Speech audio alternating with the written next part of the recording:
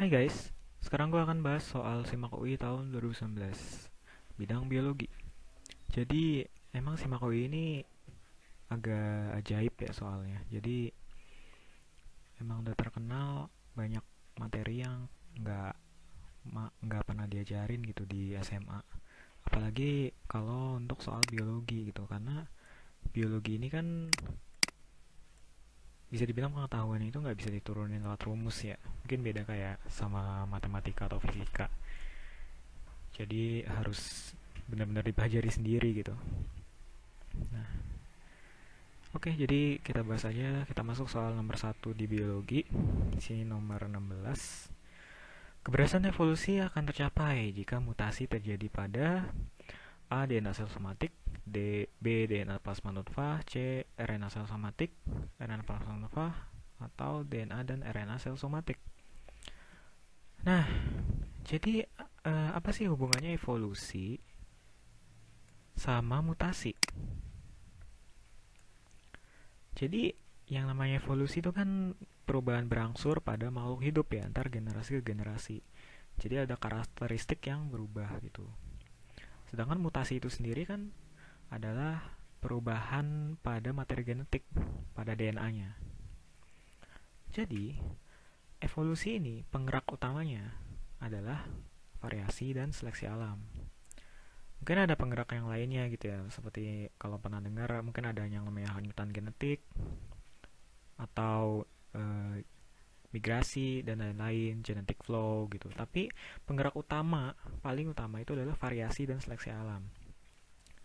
Nah, contohnya misalnya variasi warna kulit pada manusia.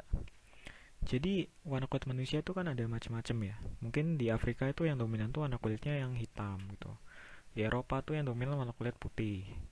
Di Asia Tenggara mungkin yang dominan sawo matang. Nah, variasi warna kulit ini itu terjadi karena adanya mutasi. Jadi warna kulit yang macam-macam itu karena ada mutasi.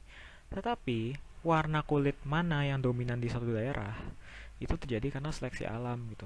Jadi mungkin kayak di daerah yang lebih terik dan panas kayak Afrika gitu, paparan sinar matahari lebih banyak, itu warna kulit gelap tuh lebih adaptif gitu karena lebih banyak melanin dan jadinya kulitnya itu lebih terlindungi dari kanker kulit misalnya. Kalau di Eropa karena paparan sinar UV-nya itu nggak terlalu banyak, jadinya warna kulit gelap nggak begitu adaptif gitu.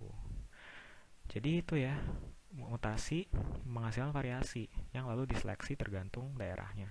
Sekarang kita bahas apa sih yang dimaksud dengan sel somatik sama plasma nutfah. Nah, jadi sel somatik itu adalah sel tubuh gitu. Jadi segala sel yang menyusun tubuh kita itu namanya sel somatik. Contohnya tadi kayak sel-sel kulit, tulang, darah, otak, itu semuanya sel tubuh. Nah, contohnya kayak misalnya di sini, ini ada jaringan kulit gitu dari epidermisnya, sudah lapisan sel di bawahnya dan seterusnya. Itu namanya semua sel somatik.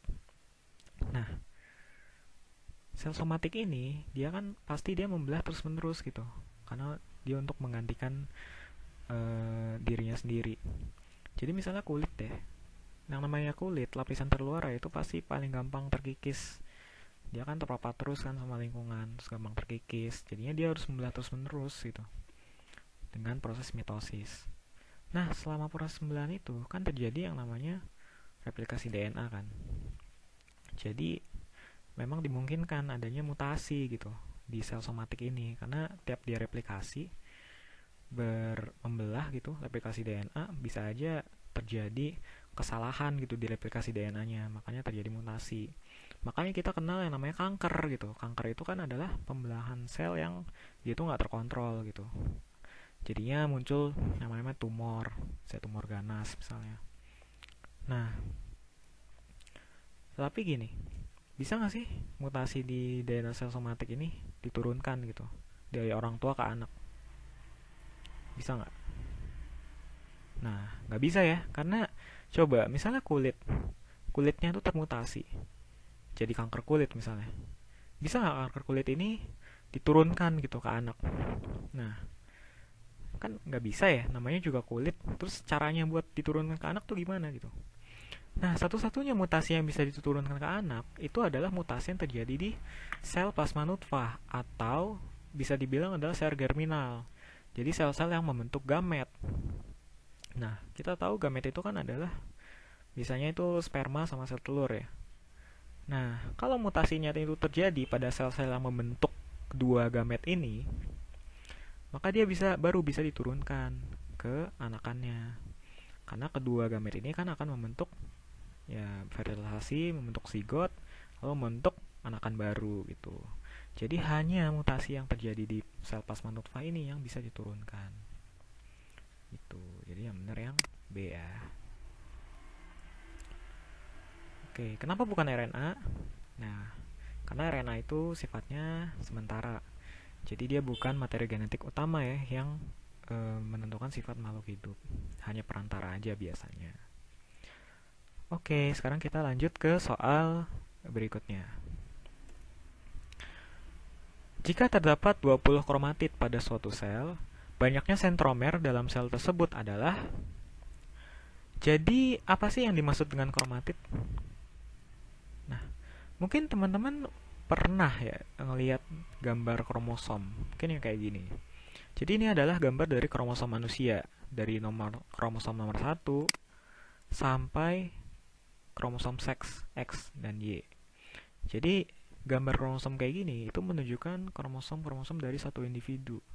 Atau kita sebutnya gambar karyotipenya gitu, kromosom dari satu individu. Kita tahu di sini ada X dan Y, berarti dia adalah individu yang laki-laki gitu, jenis kelaminnya. Karena kromosomnya XY. Nah, yang menarik di sini adalah setiap kromosom ini kan berpasangan nih. Kromosom 1 berpasangan, 2 berpasangan, 3 berpasangan, dan seterusnya gitu. Nah, kromosom yang berpasangan ini disebut sebagai kromosom homolog. Nah, jadi kalau kita lihat di sini, nah, kromosom homolog itu adalah kromosom yang jadi kalau di posisi yang sama, misalnya kayak gini, posisi yang sama, itu gennya juga sama gitu. Misalnya di sini ada gen yang untuk menentukan warna kulit. Di sini juga sama, gen yang menentukan warna kulit. Tapi alelnya itu bisa beda. Jadi alel itu kan adalah versi yang berbeda dari suatu gen gitu. Jadi mungkin aja di sini tuh alel untuk warna kulit putih misalnya yang di kromosom biru ini. Mungkin di yang merah ini alel untuk menentukan warna kulit gelap gitu. Jadi mungkin bisa beda gitu variasi alelnya, tapi gennya sama. Itu kromosom homolog. Kalau mereka bereplikasi, misalnya karena sel mau membelah, itu mereka akan bentuknya kayak gini. Jadi bisa dilihat ya, yang kromosom biru ini sama yang merah ini itu jadi tereplikasi, lengannya jadi ada 4. Nah, hasil replikasi dari kromosom homolog ini, masing-masing kromosom ini, itu ada yang namanya kromatid saudara gitu, atau sister chromatid. Nah, kromatid saudara ini kan hasil replikasi. Jadi, urutan DNA-nya itu persis sama. Jadi kalau misalnya di sini tadi ada gen penentu warna kulit, maka di yang biru ini itu mereka akan sama-sama menentukan warna kulit putih gitu misalnya. Begitu juga yang di yang merah ini, di sini sama-sama gen warna kulit, di sini sama-sama warna kulit gelap gitu. Karena sister chromatid ini itu urutan DNA-nya kalau tidak terjadi mutasi ya, itu harusnya persis sama gitu. Nah, sekarang jumlah sentromer berapa? Sentromer kan ini ya, yang ada di tengah ini. Dia yang menghubungkan antara lengan kromosom gitu. Nah, kalau di kromatid ini bisa kita lihat bahwa di sini kan ada 4 ya kromatidnya. Ini 1, 2, 3, 4. Sentromernya ada 2 gitu, karena antara kromatid sister kromatid itu dihubungkan sama satu sentromer. Jadi, kalau ada 20 kromatid, jumlah sentromer ada setengahnya ya, ada 10. Gitu. Bisa dilihat di gambar ini ya. Oke, jadi jawabannya yang A. Kita lanjut ke berikutnya, soal ketiga. Struktur clamp connection adalah suatu bentuk khas yang dapat terjadi pada hifa jamur. Nah, ini yang tadi gue bilang ya. Jadi emang banyak soal SIMAK UI itu yang ajaib gitu. Jadi nggak diajarin di SMA tapi keluar gitu di soal ujian masuk perguruan tinggi. Padahal baru belajar tuh pas kuliah biasanya. Nah, jadi di sini ada yang namanya clamp connection. Nah, clamp connection ini itu strukturnya ya bentuknya tuh ya sama kayak namanya gitu. Kayak gini lah kira-kira. Nah, jadi dia tuh penghubung antar sel pada hifa jamur. Nah, kenapa namanya clamp connection? Karena bentuknya kayak clamp gitu. Kalau kalian lihat bentuknya ini kan mirip kayak gini kan. Clamp gitu, menghubungkan antar dua sel gitu ya.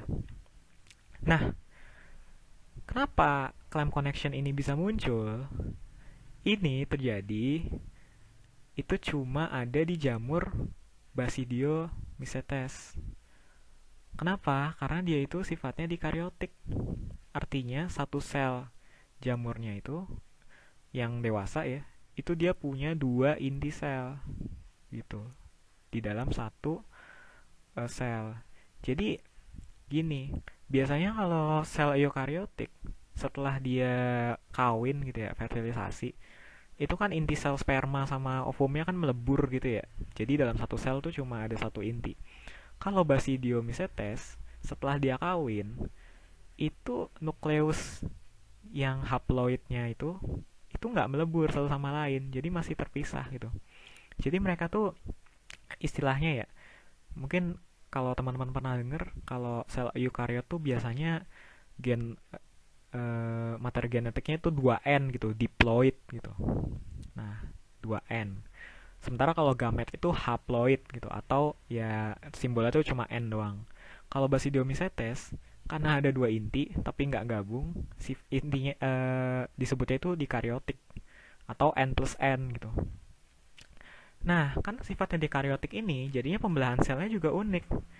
Jadi kalau misalnya ini hifa Basidiomycetes ya, kalau dia mau membelah itu kira-kira bakal kayak gini. Jadi selnya itu memanjang, terus nanti ada percabangan gitu dari selnya. Dimana intinya ini di sini inti selnya tuh udah membelah ya, ini yang warna oranye sama warna hijau. Nah, terus nanti akan membentuk kayak gini kira-kira. Cabangnya itu bakal masuk. Nah, terus membentuk septa gitu ya, batas antar sel. Kalau dilihat kan inti sel yang oranye sama hijau ini udah ada kan di sel yang baru. Nah, tapi di sel yang lama inti sel ini kan kepisah. Nah, supaya tiap sel jamurnya itu punya jumlah inti sel yang sama, tetap N plus N gitu.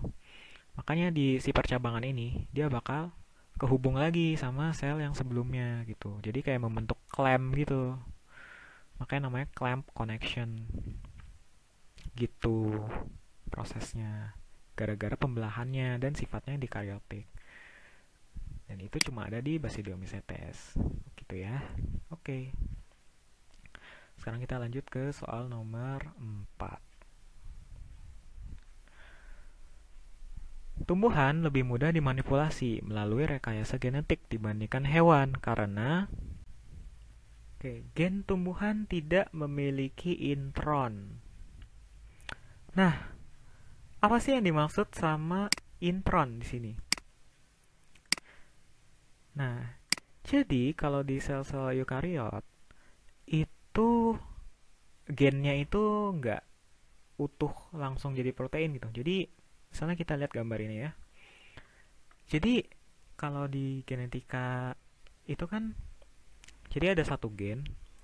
Misalnya kita mau membentuk protein gitu dari satu gen. Jadi gennya itu kan pasti ditranskripsi kan jadi mRNA. Lalu dari mRNA dia ditranslasi sama ribosom menjadi suatu protein. Nah, tapi kalau di eukariot itu prosesnya lebih ribet gitu, lebih rumit daripada itu. Jadi gen eukariot itu biasanya terpisah, ada yang namanya ekson, ada yang namanya intron. Nah, Yang diekspresikan, artinya yang ditranslasi jadi protein, itu cuma ekson. Sedangkan intronnya itu dibuang gitu. Jadi misalnya ada satu gen eukariot. Nanti dia ditranskripsi sama RNA polimerase membentuk namanya pre-mRNA. Nah, pre-mRNA ini itu harus diproses dulu yang dalam proses yang namanya itu splicing. Splice gitu ya, dipotong gitu. Splicing sama kompleks yang namanya splisosom. Di dalam proses splicing ini, intronnya itu dibuang dan tersisa cuma ekson doang gitu. Kalau di sini kan bisa lihat ekson 1, ekson 2. Baru di situ eksonnya itu yang ditranslasiin jadi protein kayak gitu. Nah, adanya intron ini sebenarnya berguna juga buat eukariot, buat membentuk protein yang jauh lebih banyak gitu daripada jumlah gennya. Jadi bisa aja dari dalam satu gen itu bisa dibuat misalnya 5 protein gitu. Karena intron yang dibuang itu bisa beda-beda dalam tiap proses pemotongan. Kayak gitu. Semua eukariot itu punya intron gitu. Jadi yang A itu salah ya.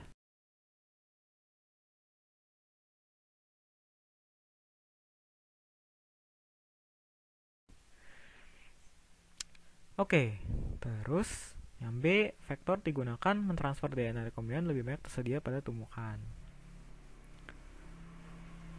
Terus ada sel somatik tumbuhan dapat menghasilkan individu tumbuhan utuh. Gen dapat diinsersikan ke dalam tanaman melalui mikroinjeksi. Sel tumbuhan memiliki nukleus lebih besar. Oke, jadi mungkin sebelum kita masuk ke pilihan-pilihan ini, kita harus paham dulu gimana sih caranya kita bisa memasukkan DNA ke dalam sel. Oke, jadi rekayasa genetik. Yang namanya rekayasa genetika berarti langkah utamanya itu kita harus memasukkan gen ke dalam sel organisme tertentu kan. Jadi bisa aja organismenya itu bakteri, hewan atau tumbuhan gitu. Tapi langkah awal itu adalah kita harus masukin gen gitu ke dalam selnya. Nah, caranya gimana? Secara umum tuh ada 3 cara gitu untuk melakukan hal itu. Jadi bisa kita lakukan secara kimia, secara fisik, atau dengan menggunakan vektor. Jadi vektor itu adalah organisme yang menjadi pembawa gitu ya, pembawa gen yang kita inginkan. Nah, metode untuk memasukkan gen secara kimia ini itu biasanya kita pakai buat merekayasa genetika bakteri. Soalnya bakteri itu kan ukurannya kecil banget ya, sangat kecil sampai-sampai kita tuh nggak bisa gitu untuk memanipulasi bakteri itu secara fisik. Nah, jadi biasanya dipakai cara kimia. Kalau di sini ya ini ada contohnya atau penting sih. Tapi asal ya sebagai menambah wawasan aja. Lalu ada juga cara fisika. Jadi ada elektroporasi. Elektroporasi ini maksudnya kita membuat pori-pori gitu. Pori-pori di selnya dengan aliran listrik. Jadi karena ada pori-pori, DNA dari gen yang kita inginkan tuh bisa masuk ke dalam sel. Bisa juga dengan injeksi langsung gitu. Itu namanya mikroinjeksi. Jadi kita pakai suntikan gitu yang ukurannya kecil banget, lalu langsung disuntikin aja biar gennya masuk ke dalam sel. Bisa juga biolistik, ini gene gun gitu. Prinsipnya sama sih sebenarnya. Jadi menembakkan partikel-partikel tertentu yang dia itu nanti bakal masuk ke dalam sel gitu. Physical ini biasanya di sel hewan. Soalnya sel hewan itu nggak punya yang namanya dinding sel gitu. Jadi kan langsung membran sel aja kan di sel hewan itu. Jadi dia bisa langsung diinjeksikan gitu ke dalam selnya DNA yang kita mau rekayasa. Nah, terus ada pakai vektor. Vektor ini biasanya di sel-sel tumbuhan. Soalnya sel tumbuhan kan punya dinding sel ya. Jadi agak susah gitu kalau kita mau mikroinjeksi atau elektroporasi gitu. Karena DNA yang kita mau masukin tuh kan harus ngelewatin dinding sel dulu. Jadi biasanya untuk mengatasi hal itu, di tumbuhan itu dipakai vektor-vektor seperti kayak Agrobacterium, Tumefacciens. Jadi dia itu adalah bakteri yang dia bisa menyisipkan gennya ke dalam gen tumbuhan gitu. Atau ada Tobacco mosaic virus atau TMV gitu. Jadi sama juga gitu, bisa menyisipkan gennya ke materi genetik tumbuhan. Kayak gitu. Ini metode-metodenya ya. Nah, Itu tadi adalah cara-cara untuk merekayasa genetika ya, masukkan gen ke dalam sel. Jadi kalau hewan itu prosesnya tuh kira-kira gini. Jadi ada sel donor nih yang gennya itu mau kita masukin gitu ya, kita rekayasa. Nah, di sini tuh kita bisa melakukan dua hal gitu. Pertama ada cloning. Jadi cloning itu kita memasukkan inti sel dari donor ke dalam eh, zigot sel hewan yang intinya itu udah dibuang gitu. Jadi kita ngeganti inti selnya zigot gitu. Itu namanya cloning. Atau bisa juga microinjection gitu. Jadi kita langsung injeksiin aja gitu inti selnya ke dalam zigot misalnya, supaya dia bisa langsung membelah. Setelah di cloning atau microinjection, baru hasil cloningnya itu di transplantasikan gitu ke induk. Jadi embrio yang terbentuk itu dia harus tumbuh di dalam rahim gitu. Kita kayak masih belum punya teknologi gitu untuk membuat individu hewan dewasa secara tanpa menggunakan rahim sungguhan gitu. Nah, setelah dia ditransplantasikan gitu ya ke dalam rahim hewan dewasanya, betinanya, baru nanti dia akan punya anak-anakan yang itu punya sifat yang kita inginkan. Ya misalnya ini kita mau daging babi rasa ayam gitu.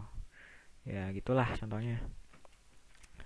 Nah, susahnya di sini adalah di proses ini nih, cloning atau microinjection lalu ditransplantasikan gitu ke induk. Soalnya kan repot gitu buat nyari rahim, buat ngelakuin transplantasi ke rahim betina gitu. Nah, tapi karena karena itu yang namanya rekayasa genetika hewan itu prosesnya itu biasanya jauh lebih lama gitu dibandingkan tumbuhan. Kenapa? Karena tumbuhan itu punya sifat yang namanya totipotensi. Nah, totipotensi itu apa? Jadi satu sel tumbuhan itu bisa berkembang dari individu dewasa, bahkan meskipun dia itu sel somatik, sel tubuh gitu. Misalnya ini wortel ya. Wortel terus dipotong.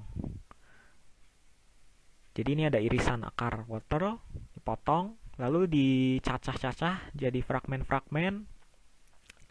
Lalu fragmen-fragmen ini dikultur di medium yang isinya itu ada nutrisi-nutrisi gitu. Nah, lalu sel-sel tunggal yang dari akar wortel ini itu dia bisa tumbuh dan membelah gitu dan berkembang menjadi individu baru. Padahal dia kan sel tubuh ya, sel somatik. Tapi bisa jadi individu baru gitu dengan kultur jaringan. Terus bisa ditumbuhin, dipindahin ke tanah misalnya. Jadi individu yang baru. Nah, ini sifatnya namanya totipotensi di sel-sel tumbuhan. Ini hewan itu nggak punya kemampuan ini. Nah, makanya rekayasa genetika di tumbuhan itu lebih gampang daripada hewan karena kita tuh bisa lebih cepat gitu untuk menumbuhkan eh, individu hasil rekayasa kita ditumbuhin, lalu kita bisa dengan cepat tahu karakternya itu udah sesuai belum dengan yang kita inginkan gitu. Sementara kalau hewan kan harus ditransplantasiin dulu kan ke induk biar berkembang di dalam rahim dulu, baru jadi dewasa, baru kita tahu sifatnya gitu. Dan itu bisa lama banget. Sebenarnya kalau tumbuhan tuh kita cuma numbuhin di medium nutrisi tuh kita udah bisa tahu gitu dengan kultur jaringan. Jadi itu kenapa rekayasa genetika tumbuhan lebih gampang gitu ya daripada hewan. Oke, itu yang keempat. Sekarang kita ke soal selanjutnya. Hipotalamus merupakan bagian dari. Oke, jadi otak itu kalau dibagi ya, di sini ada depan, belakang, tengah, kecil ya. Nah, ini bisa kita bagi tuh kira-kira kayak gini. Jadi forebrain itu adalah otak depan. midbrain itu otak tengah, hindbrain itu otak belakang gitu. Nah, forebrain ini itu meliputi yang namanya otak besar gitu, maksudnya lobus otak ini. Lalu ada juga forebrain itu meliputi yang namanya talamus. Jadi di sini ada talamus gitu. Lalu di sini ada kelenjar pituitari. Kalau kalian mungkin pernah belajar di hormon-hormon gitu ya, namanya master of glands, itu di sini pituitari. Nah, hipotalamus tuh di sini. Ini hipotalamus. Ini talamus, ini hipotalamus. Ya, di bawah talamus gitu. Jadi hipotalamus itu adalah bagian dari otak depan gitu ya. Nah, sedangkan midbrain itu di sini itu bagiannya cukup kecil gitu ya. Dan otak belakang itu meliputi otak kecil atau cerebellum sama batang otak. Oke. Nah, kita lanjut ke soal berikutnya. Pernyataan tentang karakteristik hubungan predator mangsa berikut adalah benar, kecuali. Oke, kita bahas satu-satu aja ya. A. Kenaikan populasi mangsa sering diikuti oleh peningkatan populasi pemangsa. Jadi coba kita bayangkan. Misalnya mangsanya itu naik jumlahnya. Contohnya apa ya? Kayak serigala. Oh jangan, musang. Misalnya musang sama kelinci. Anggap aja ada populasi musang sebagai pemangsa dan kelinci sebagai mangsa. Misalnya kelincinya naik gitu jumlahnya. Berarti apa? Sumber makanan musang jadi naik juga kan? Nah, kalau sumber makanannya nambah, berarti dia bisa lebih banyak makan, bisa mungkin lebih banyak reproduksi gitu. Jadi jumlah pemangsanya juga bakal naik. Gitu. Jadi yang ini, jadi yang A itu benar. Kenaikan populasi mangsa sering diikuti oleh peningkatan populasi pemangsa. Nah, terus yang B, kenaikan populasi pemangsa diikuti oleh penurunan populasi pemangsa. Nah, dalam contoh musang dan kelinci tadi, coba kita balik gitu posisinya. Yang naik populasinya itu bukan bukan kelinci, tapi musang. Kalau pemangsanya si musangnya itu naik jumlahnya, berarti yang makan kelinci bakal lebih banyak kan? Kalau yang makan kelinci lebih banyak, sementara si kelincinya itu sendiri nggak naik gitu populasinya, jadinya makin banyak yang dimakan, jadi turun kan? Nah, gitu. Jadi yang B ini juga benar ya. 3. C. Kamuflase adalah adaptasi yang melindungi mangsa. Ini juga benar. Jadi emang biasanya mangsa itu punya berbagai macam adaptasi gitu ya dari evolusinya untuk menghindari mangsa. Jadi banyak contohnya, misalnya contohnya hewan-hewan yang hidup di kutub gitu. Banyak hewan-hewan kutub itu bulunya itu warnanya putih. Jadi karena background warnanya kan dari salju gitu ya, jadi banyak warna putih. Jadi kayak beruang kutub atau banyak juga kayak rubah yang hidup di daerah kutub itu banyak yang warna bulunya tuh putih gitu mengikuti backgroundnya. Itu adalah kamuflase. Dan kamuflase ini sebenarnya bukan cuma melindungi mangsa doang, tapi juga untuk adaptasi pemangsa juga bisa gitu. Kayak tadi contohnya beruang kutub misalnya. Itu buat adaptasi juga gitu, supaya mangsanya itu nggak tahu dia itu ada di situ. Dan bisa juga sama mangsanya itu beradaptasi, berkamuflase supaya nggak diketahui sama mangsa kalau nggak kelihatan gitulah ya. Nah, jadi yang C ini juga benar. Yang D, produksi jumlah besar keturunan dalam waktu sangat singkat memastikan kelangsungan hidup beberapa populasi mangsa. Jadi ini benar juga nih. Jadi biasanya, bukan biasanya sih, kadang-kadang yang namanya populasi mangsa itu kan pasti dia ada predatornya gitu ya, yang memakan mereka. Jadi supaya populasinya itu tetap stabil, caranya gimana? Ya udah, reproduksinya yang banyak aja gitu. Jadi makanya banyak banget sebenarnya kayak populasi mangsa itu hewan-hewan yang apa ya? Dia tuh reproduksinya cepet banget gitu. Misalnya kelinci deh. Kelinci tuh sekali beranak tuh bisa banyak banget gitu. Dan itu supaya menjaga populasinya itu tetap stabil juga gitu. Makanya secara evolusi mereka jadi cenderung punya banyak anak. Karena kalau anaknya cuma sedikit, nanti lama-lama habis gitu dimangsa sama predator. Jadi yang D ini benar juga. Populasi pemangsa paling sering menghilangkan populasi mangsa. Nah, ini salah ya. Karena kalau mangsanya hilang, pemangsanya makan apa? Nggak bisa kan?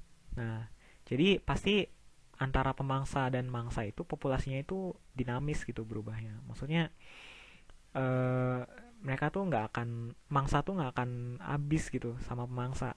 Kalau dalam kondisi normalnya pasti akan ada keseimbangan gitu antara jumlah populasi mereka. Itu. Jadi yang salah itu adalah yang E. Oke, kita lanjut ke berikutnya. Enzim yang tidak terlibat dalam proses DNA replikasi adalah, jadi ini adalah proses replikasi DNA. Mungkin untuk mengetahui enzim-enzim apa yang tidak terlibat atau terlibat, kita lihat dulu proses replikasi DNA itu kayak apa sih. Nah, jadi kalau DNA direplikasi itu kira-kira kayak gini. DNA itu kan bentuknya helix untai ganda ya.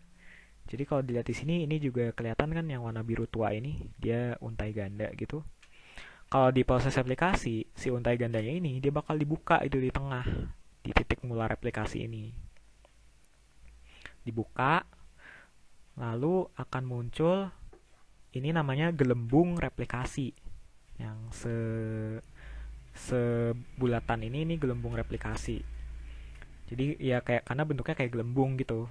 Nah, lalu pembukaannya itu ke arah kanan sama kiri. Nah, di sini yang membuka itu ada enzim yang namanya helikase di sini. Ini helikase. Nah, jadi helikase itu fungsinya itu untuk membuka rantai DNA yang untai ganda itu supaya dia jadi untai tunggal. Nah, terus setelah dia dibuka sama helikase, ada beberapa molekul protein yang dia itu mengikat gitu, mengikat supaya untai gandanya ini nggak nyambung lagi gitu, untai tunggalnya ini nggak nyambung lagi, kan dia udah dibuka nih, kayak buka resleting aja gitu. Jadi setelah buka resleting, tapi di sini tuh ada yang nahan gitu supaya resletingnya itu nggak nyambung lagi gitu.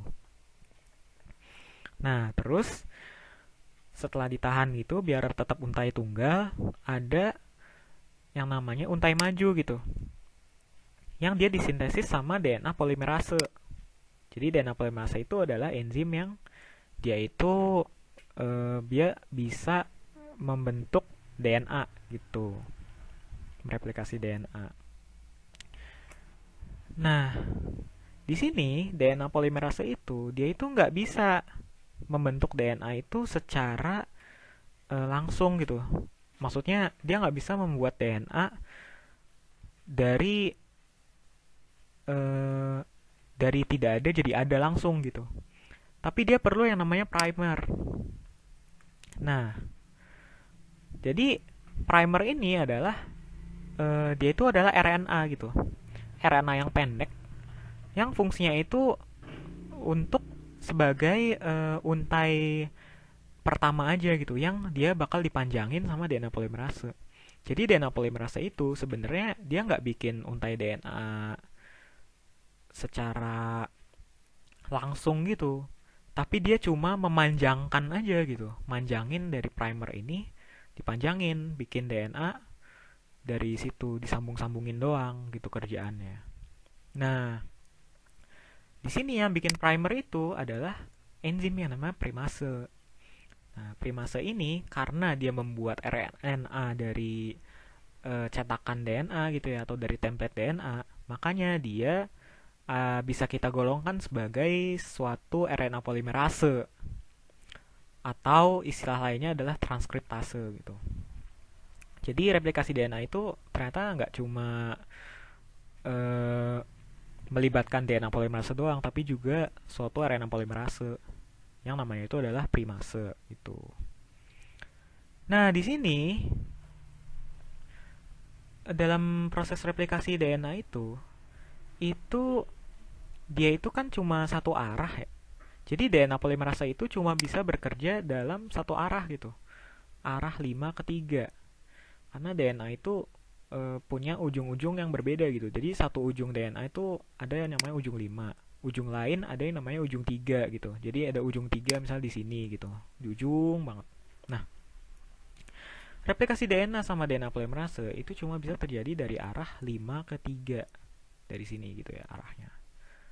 Nah, karena cuma bisa dari 5 ke 3, makanya ada di sini yang namanya fragmen-fragmen eh, Okazaki gitu. Jadi gini, kita lihat di sini, ini kan ada helikase nih. Arah pembukaannya tuh ke kiri. Nah, buka ke kiri kan. Tapi di yang bawah ini, sintesis DNA-nya itu arahnya tuh ke kanan gitu. Jadi sintesis DNA-nya itu nggak searah gitu sama pembukaannya yang di bagian bawah. Makanya di sini tuh DNA-nya itu akan tersintesis dalam fragmen-fragmen pendek gitu. Karena waktu dia baru ngebuka, dia baru masukin primer di sini. Ngebuka lagi ke sana, baru masang primer lagi. Ngebuka lagi, pasang primer lagi. Jadi tiap primer itu nanti bakal dibuat DNA-nya. Nah, makanya dia DNA-nya itu terbentuk dalam fragmen-fragmen pendek gitu. Nah, fragmen pendek ini nantinya itu harus disambungin sama enzim yang namanya DNA ligase gitu. Jadi DNA ligase itu adalah enzim yang kerjanya itu untuk menyambungkan DNA. Nah, ini beda ya sama yang di bagian atas ini, yang untai maju. Karena dia sintesisnya itu searah gitu sama pembukaannya, pembukaan DNA sama helikase, makanya dia ya disintesisnya langsung aja gitu. Secara kontinu aja, nyambung satu rantai. Nggak kayak yang di bawah ini, karena sintesis DNA-nya tuh nggak searah sama helikase, jadinya dia tersintesis dalam fragmen-fragmen pendek. Nah, jadi dari pilihan ini, kira-kira mana yang dia itu nggak terlibat? Nah, helikase kan terlibat ya, ligase juga, polimerase juga, transkriptase, di sini ada primase tadi ya. Nah, di sini ada yang namanya tak polimerase. Nah, mungkin teman-teman pernah dengar tentang PCR gitu. Mungkin sering lihat berita tentang coronavirus atau COVID-19. Nah, itu kan salah satu metode diagnosisnya itu dengan PCR ya. Atau panjangannya itu adalah polymerase chain reaction. Nah, itu adalah metode untuk mengamplifikasi atau memperbanyak DNA gitu. Jadi PCR itu metode untuk memperbanyak DNA. Nah, caranya kita memakai enzim DNA polimerase khusus yang sifatnya itu tahan panas gitu. Soalnya dalam proses PCR ini itu digunakan suhu tinggi untuk memisahkan untai DNA-nya. Kalau direplikasi DNA di alamnya, di makhluk hidupnya, itu kan pakai helikase ya untuk memisahkan untai ganda DNA. Kalau di PCR, kita pakai suhu tinggi gitu untuk memisahkan dua rantai DNA. Makanya kita butuh enzim DNA polimerase yang dia itu tahan panas. Makanya ada yang namanya tak polimerase. Itu maksudnya adalah DNA polimerase dari bakteri Thermus aquaticus. Ya kalau dari namanya, dia adalah bakteri yang termofilik ya. Jadi dia hidup di suhu tinggi, makanya enzimnya itu bisa tahan suhu tinggi. Nah, jadi karena tak polimerase ini sebetulnya bisa dibilang dia terlibat dalam replikasi DNA juga sih. Tapi karena konteksnya itu lebih untuk bioteknologi ya. Sedangkan ini kan replikasi DNA secara umum ya. Jadi aku cenderung memilih ini sih, tidak terlibat dalam replikasi DNA. Karena aku nganggapnya proses DNA replikasi ini maksudnya itu secara umumnya gimana gitu di makhluk hidup. Dan dari helikase sampai transkriptase itu ternyata kan terlibat semua ya. Jadi cuma takdui merasa doang nih yang dia itu biasanya tuh buat bioteknologi aja gitu. Atau ya di bakteri Thermus aquaticusnya itu sendiri gitu. Oke, kita lanjut soal berikutnya. Tingginya kadar NADH yang dihasilkan melalui siklus Krebs dapat memicu umpan balik negatif berupa Oke. Jadi mungkin kita bisa lihat dulu siklus Krebs ya kayak apa. Atau umpan balik negatif dulu. Jadi apa sih yang disebut umpan balik negatif? Nah, jadi kalau dalam suatu proses metabolisme yang namanya umpan balik itu adalah jadi misalnya ini ada jalur metabolisme tertentu gitu. Jadi ada senyawa A itu diubah menjadi senyawa senyawa B diubah menjadi senyawa C, diubah menjadi senyawa D, dan seterusnya gitu ya. Nah, kalau misalnya nanti produk akhir jalur metabolisme ini, si D ini misalnya, itu jumlahnya udah terlalu banyak atau udah cukup, dia akan bisa menghambat proses reaksi kimia di jalur metabolisme di atasnya gitu. Jadi kalau dalam contoh ini, D ini bisa menghambat proses pengubahan A jadi B. Nah, kenapa dihambat? Biar jalurnya itu nggak jalan gitu. Karena misalnya D-nya itu udah terlalu banyak misalnya. Atau bisa juga misalnya D ini menghambat dari C ke D gitu. Supaya yang D ini nggak terlalu banyak dibuatnya gitu. Karena udah cukup. Nah, itu namanya umpan balik negatif. Dan ini ada banyak itu di proses metabolisme makhluk hidup. Nah, sekarang kita lihat ke siklus Krebs. Nah, jadi siklus Krebs tuh kira-kira seperti ini ya. Jadi ada acetyl-CoA masuk, bereaksi sama oksaloasetat menghasilkan asam sitrat gitu. Makanya siklus Krebs ini disebut juga namanya siklus asam sitrat. Nah, dalam proses siklus Krebs ini kan akan dibentuk yang namanya produk utamanya kan NADH ya. Nah, dimana NADH ini nanti bisa dioksidasi, nanti membentuk ATP gitu. Kalau NADH-nya itu terlalu banyak, nanti bakal terjadi proses umpan balik negatif juga. Nah, tapi pertanyaannya kan di mana gitu prosesnya gitu kan? Di sini ada banyak ya pilihannya. Ada inaktivasi protein transport, penurunan aktivitas NADH dehidrogenase dan lain-lain. Nah, prosesnya itu di mana? Nah, jadi kan di sini siklus Krebs tuh awalnya reaksinya dari acetyl-CoA kan.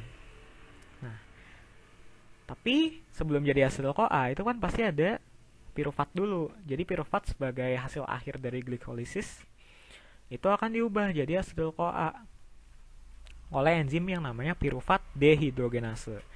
Nah, ini kalau kalian dengar yang namanya dehidrogenase, itu maksudnya adalah dia enzim yang mengoksidasi senyawa tertentu gitu.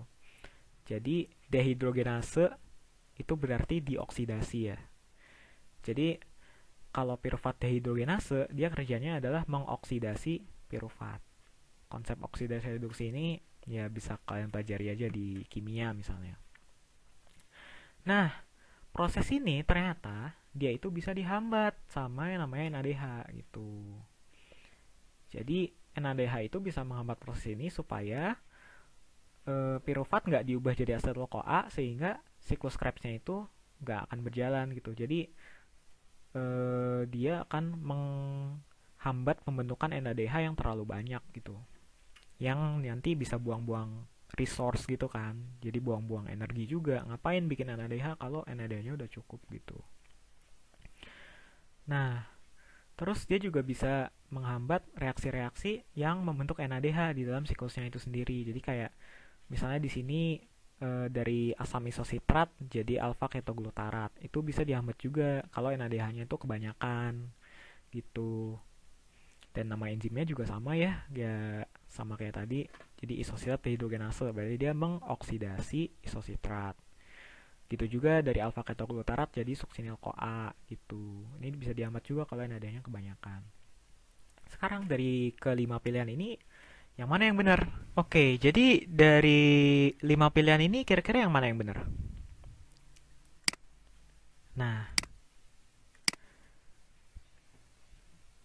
jadi kalau A itu salah ya. Jadi protein transport pirufat itu kerjanya dia di mitokondria. Jadi untuk mentransfer pirufat dari sitoplasma ke mitokondria.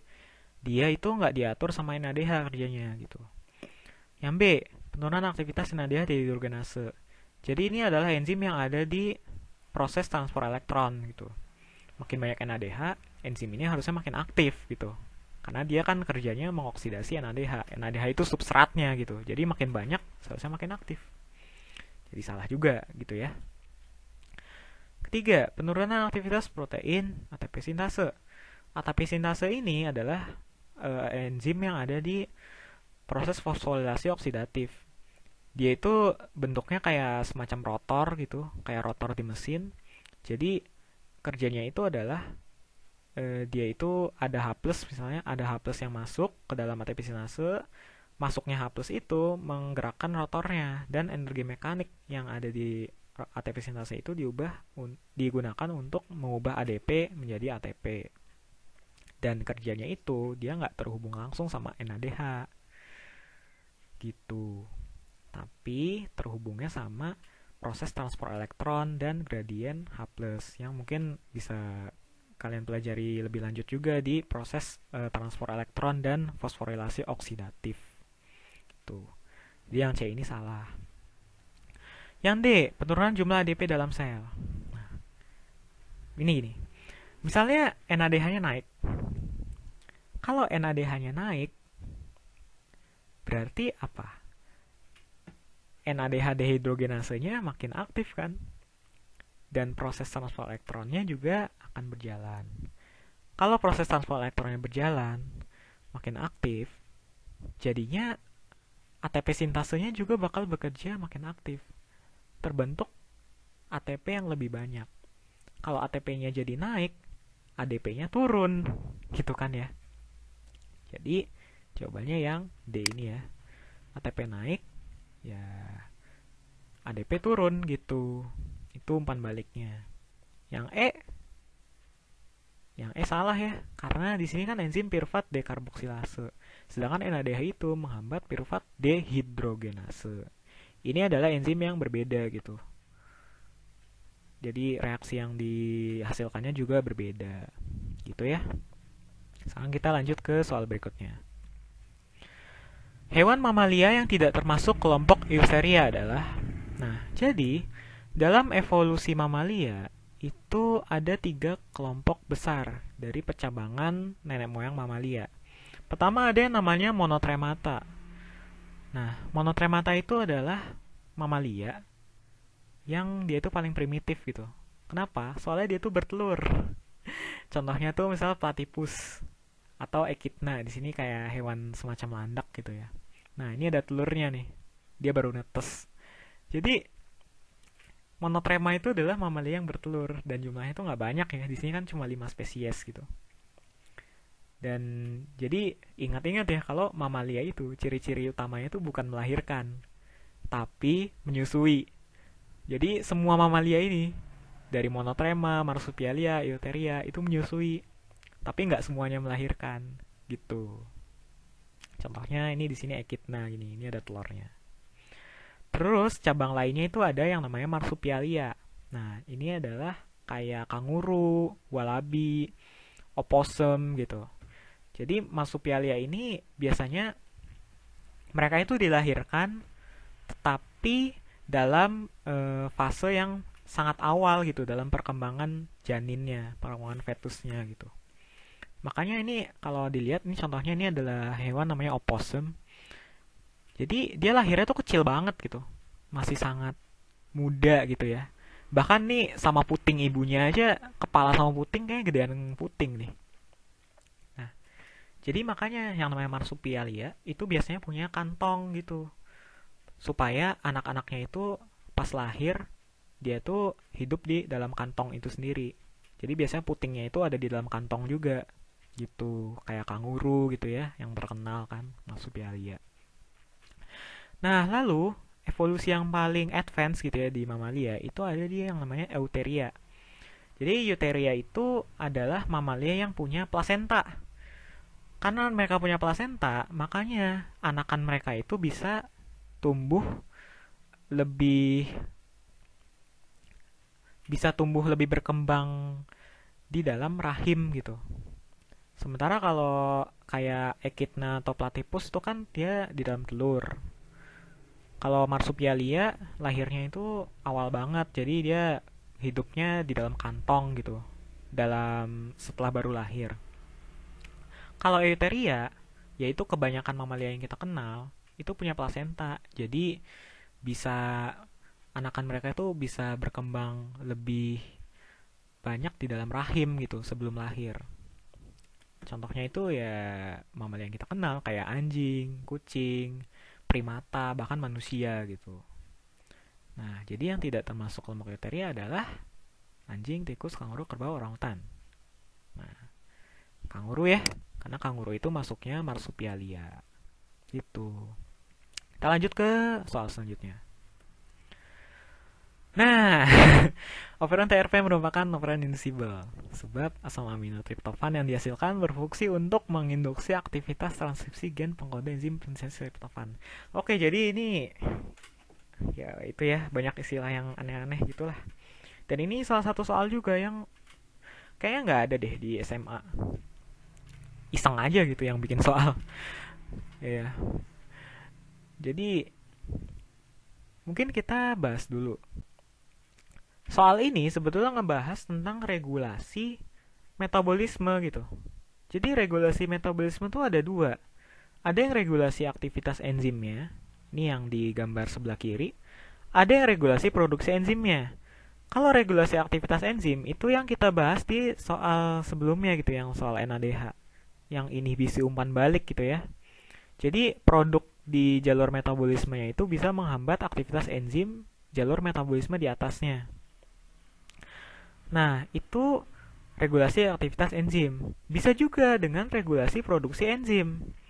Kalau di sini yang sebelah kanan, jadi di sini ada triptofan. Triptofan itu bisa menghambat produksi enzim pembentuk triptofan gitu. Jadi dia bukan cuma meregulasi aktivitas enzim yang sudah ada gitu ya, tapi bahkan juga produksi proteinnya gitu. Nah, gimana sih produksi protein ini diregulasi? Di dalam bakteri, ini kita ngomongin konteksnya itu bakteri ya. Kalau bukan makhluk hidup tingkat tinggi kayak manusia atau hewan gitu. Tapi ini cuma ada di bakteri doang. Bakteri itu punya yang namanya operon. Oke, jadi gini. Yang namanya gen itu ada yang namanya promoter. Jadi promoter itu adalah tempat melekatnya RNA polimerase gitu. Dan ada yang namanya urutan pengkode gitu. Dimana urutan pengkode ini maksudnya adalah urutan yang dia bisa jadi diterjemahkan jadi protein gitu. Jadi gen itu ada dua itu, ada promoter, ada urutan pengkodenya. Kalau bakteri, uniknya itu mereka punya sistem yang namanya operon. Jadi ada satu promoter, terus di bawahnya itu gen-gennya tuh ada banyak gitu. Misalnya ada gen TRPE, TRPD, TRPC, itu masing-masing adalah gen-gen tersendiri yang masing-masing menghasilkan protein yang berbeda gitu. Nah, di sini gen-gen yang berbeda itu ditranslasikan sebagai satu mRNA yang sama. Jadi mungkin kalau kita sering belajarnya, kalau proses transkripsi translasi itu dari satu mRNA itu cuma jadi satu protein gitu ya. Tapi proses kayak gitu itu sebenarnya cuma ada di eukariot. Kalau prokariot, satu mRNA itu isinya itu bisa beberapa gen sekaligus gitu. Yang sangat panjang gitu lah. Nah, jadi satu operon tuh kayak gini. Ini ada promoter, ada gen-gen kode, dan ada yang namanya operator. Jadi operator itu kayak operator produksi aja gitu. Misalnya dia itu adalah mengatur produksi dari mRNA ini. Gitu. Nah, caranya gimana? Jadi triptofan itu operonnya adalah operon yang sifatnya itu repressible gitu, atau dapat direpresi. Represi itu apa? Represi itu kan penghambatan gitu ya, penyetopan gitu. Jadi triptofan itu kan suatu asam amino. Nah, kalau triptofannya itu di dalam sel itu ada banyak, Jadi triptofan itu bisa berikatan sama protein yang namanya represor. Jadi yang merah ini namanya represor. Triptofan bisa berikatan sama represor. Di mana di sini triptofan itu berperan sebagai namanya korepresor. Jadi ya anggap aja dia temennya represor gitulah. Kalau dia udah berikatan, represornya itu jadi aktif yang merah ini. Kalau dia aktif, dia bisa berikatan sama operator. Kalau si represor berikatan sama operator, RNA polimerase nggak bisa nempel di promoternya. Kalau dia nggak bisa nempel, akibatnya apa? Transkripsinya nggak jalan. Jadi kalau transkripsinya nggak jalan, translasinya juga nggak jalan kan? Gitu. Jadi di situ diregulasi produksi protein enzimnya untuk membentuk triptofan gitu. Karena sifatnya yang untuk jadi kalau ada triptofan itu dia direpresi, makanya namanya itu operon yang sifatnya reversible gitu. Nah, tadi kan ada operon yang sifatnya reversible. Jadi yang ini salah ya pernyataannya. Jadi dia bukan operon inducible. Nah, kalau operon inducible tuh yang kayak apa? Nah, inducible itu sesuai namanya, dia itu bisa diinduksi. Induksi itu maksudnya kita bisa merangsang gitu, merangsang produksinya. Jadi biasanya contoh klasik dari operon inducible itu adalah operon LAC untuk metabolisme laktosa. Jadi bedanya kalau tadi operon TRP itu kan untuk produksi triptofan. Kalau operon LAC itu untuk memecah laktosa gitu. Jadi itu bedanya ya. Kalau TRP itu untuk memproduksi triptofan, kalau LAC itu untuk memecah laktosa. Di sini operon LAC itu sama kayak tadi. Operon TRP dia punya daerah promoter, ada operator, ada gen-gen.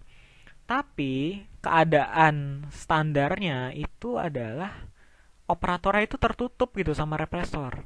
Kalau yang tadi kan keadaan dasarnya itu operatornya itu terbuka ya. Dia baru tertutup kalau ada triptofan. Kalau LAC itu kebalikannya. Keadaan dasarnya itu tertutup. Baru kalau ada laktosa di lingkungan, laktosa itu bisa berperan sebagai inducer gitu. Atau laktosa ini ya. Ini analognya laktosa gitu, apa aja. Dia bisa berikatan sama represor. Si inducer ini berikatan sama represor, menyebabkan represornya itu jadi tidak aktif. Kalau represornya tidak aktif, yang terjadi adalah RNA polimerase bisa berikatan sama promoter dan transkripsinya itu jalan, menghasilkan enzim-enzim untuk memecah laktosa. Nah, itu contoh operon yang inducible gitu ya. Nah, oke, sekarang pernyataan yang ini. Asam amino triptofan yang dihasilkan berfungsi untuk menginduksi aktivitas transmisi gen. Nah, ini salah ya, karena itu tadi. Jadi dia perannya itu bukan untuk menginduksi, tapi untuk merepresi gitu. Jadi pernyataannya salah, sebabnya juga salah. Jadi jawabannya yang E ya.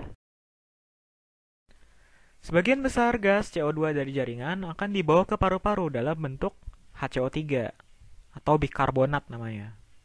Sebab kemampuan hemoglobin mengikat CO2 lebih lemah jika dibandingkan mengikat oksigen.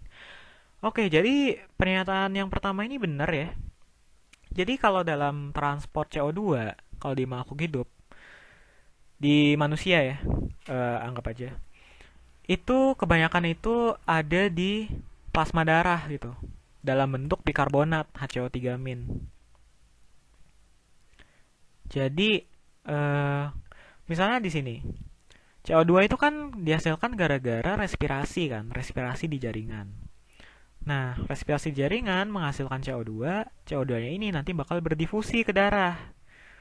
Nah, CO2 ini lalu dia akan bisa masuk gitu ke dalam sel darah merah, lalu dia bereaksi sama H2O menghasilkan asam karbonat dengan enzim yang namanya karbonat anhidrase. Gitu.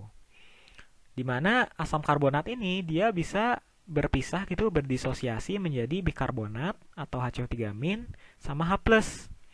Lalu bikarbonatnya itu dilepaskan ke plasma darah terlarut gitu ya, dalam bentuk terlarut. Sedangkan H plusnya itu diikat sama Hb. Nah, terus di dalam itu kan tadi di jaringan ya. Lalu ketika darahnya itu ditransport ke paru-paru, proses sebaliknya itu terjadi. Jadi bikarbonat itu nanti dari plasma itu masuk ke dalam sel darah merah lagi. Terus dia bergabung lagi sama H+, jadi asam karbonat. Lalu asam karbonat berdisosiasi juga jadi H2O sama CO2. CO2 dilepaskan ke paru-paru. Nah, ini adalah proses yang penting ya, karena 70% dari CO2 itu diangkut dalam bentuk bikarbonat. Nah, kenapa? Karena CO2 itu sebenarnya unik gitu. Jadi, kenapa sih oksigen itu diangkutnya sama hemoglobin? Kenapa dia nggak terlarut aja di dalam plasma? Karena oksigen itu, dia nggak bisa bereaksi gitu sama air. Kebanyakan gas itu, kelarutannya itu rendah. Mungkin kalau kalian ingat di kimia ya, kebanyakan gas itu rendah kelarutannya. Kayak gas oksigen, nitrogen, dan lain-lain gitu. CO2 kenapa bisa cukup tinggi gitu kelarutannya? Karena dia itu bisa bereaksi sama air membentuk asam karbonat. Diangkutnya dalam bikarbonatnya kayak gitu. Jadi yang pertama itu benar. Sebabnya benar nggak? Nah, sebabnya salah ya. Jadi karena gini, kemampuan mengikat CO2 atau oksigen tuh nggak bisa dibilang berbeda jauh sih sebenarnya kalau hemoglobin ya. Tetapi CO2 itu kebanyakan diangkut di plasma darah dalam bentuk HCO3-, itu bukan gara-gara Hb-nya itu lebih lemah gitu kemampuan mengikat CO2-nya. Tapi karena CO2 bisa bereaksi sama air gitu aja gitu sebenarnya.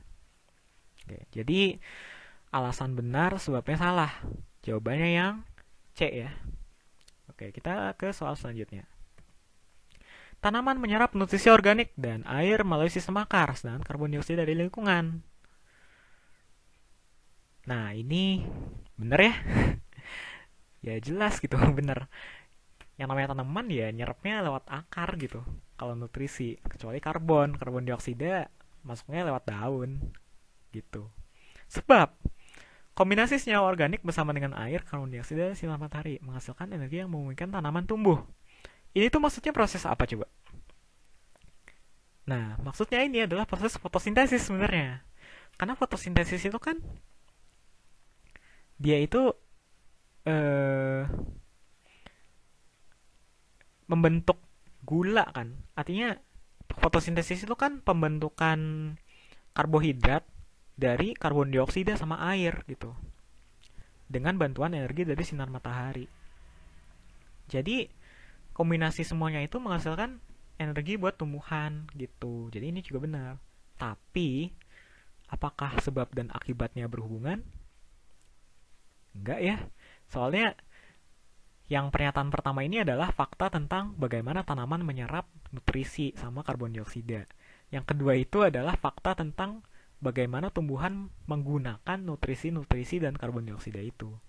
Tapi bukan berarti penyerapan tanaman lewat akar atau lingkungan itu disebabkan sama yang hal ini gitu. Itu nggak ada hubungannya gitu. Jadi jawabannya yang B ya.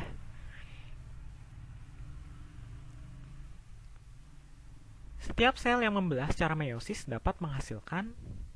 Oke, jadi kalau pembelahan sel itu kan ada mitosis, ada meiosis ya. Sementara kalau meiosis itu untuk pembentukan gamet. Nah, dalam proses meiosis itu akan terbentuk biasanya itu akan terbentuk 4 anakan gitu dari satu induk. Jadi misalnya di sini ada satu sel plasma nutfahnya gitu ya, sel germinalnya. Lalu dia mengalami replikasi DNA di sini. Lalu di sini mengalami meiosis 1 jadi 2 anakan, lalu mengalami meiosis 2 jadi 4 anakan yang masing-masing DNA-nya itu setengah dari induknya gitu ya. Kelihatan kan di sini ini cuma 2 kromosom, ini ada 4 gitu.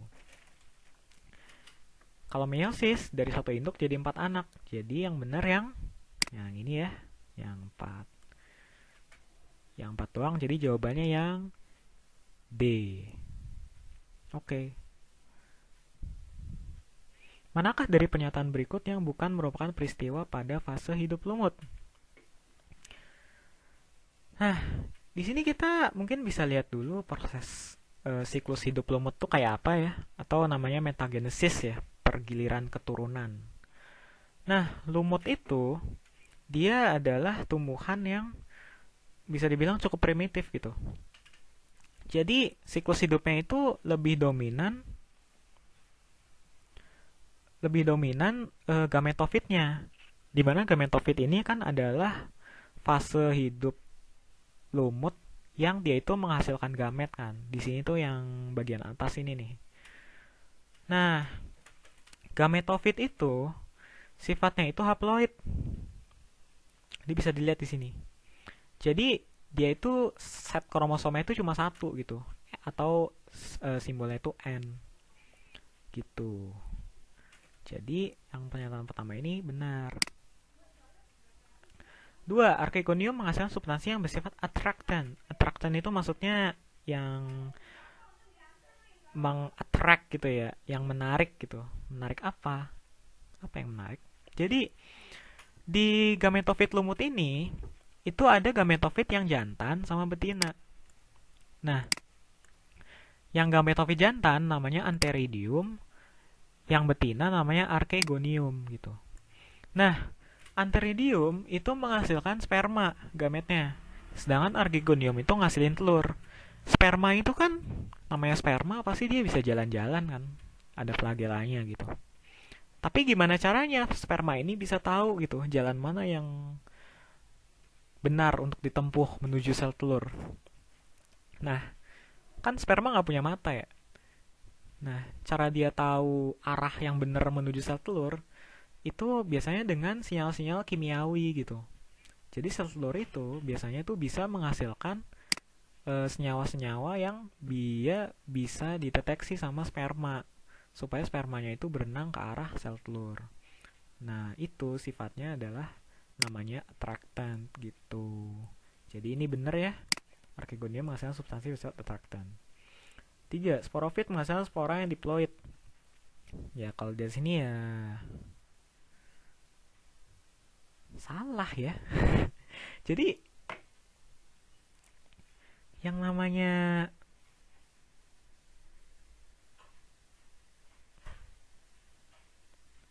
namanya lumut,